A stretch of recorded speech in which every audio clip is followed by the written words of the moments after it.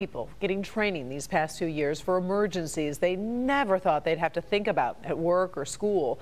And that means there's more demand than ever for people who can train others on what to do when a crisis arises. Paula Tutman takes us inside a class that's turning out teachers whose lesson plans can save lives.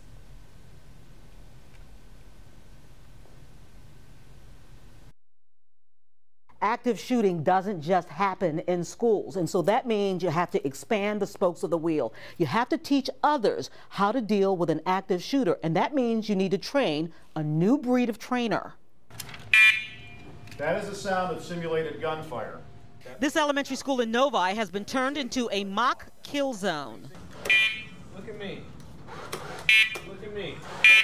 Look at me. It's called ALICE training, not the name of a person, but an acronym for Alert, Lockdown, Inform, Counter, Evacuate. And these students are actually future teachers of the philosophy that could save the lives of church members, employees, school children. That is your indication to turn off the lights, get everybody in the corners of the room. The scenarios are chilling to Deanna, who's a principal at an elementary school in Dearborn. Big job, big responsibility. But after 16 hours of intensive training, drilling, and experiencing what it's like to be in an active shooter situation, and let me tell you, she says a Nerf ball gun doesn't feel like a Nerf ball gun in the middle of a scenario. Gun! Your adrenaline is going, you have tunnel vision, you're not sure what's really going on. There's a lot of chaos, but you realize what you're doing is being proactive.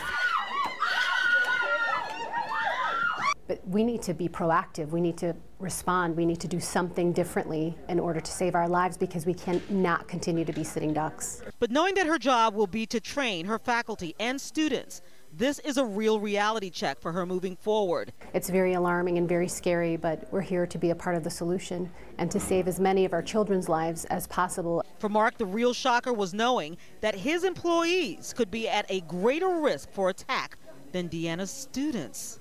I think the thing I was most surprised about was the fact that the majority of active shooter events actually occur in a business setting. Although the number of casualties are the highest in a school setting, the actual frequency of events that occur are most prevalent in a business setting. We're starting to see that some of the facilities that we've trained that have incidents, the casualty rates are not been extremely high. I mean, it's not saying that it's perfect, but we're seeing good results.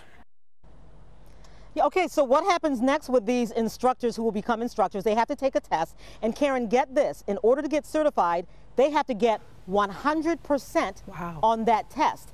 Then they go back to their workspaces, whether it's a school or a business. The thing about this is they get information and they're able to see vulnerabilities or perhaps soft spots. So they're able to actually create a different kind of security plan and then decide when they are able to do training on site, thereby expanding the knowledge. A sad state of affairs, but as you said, Paula, this training is really necessary. Thank you. Yeah, it is. You're welcome.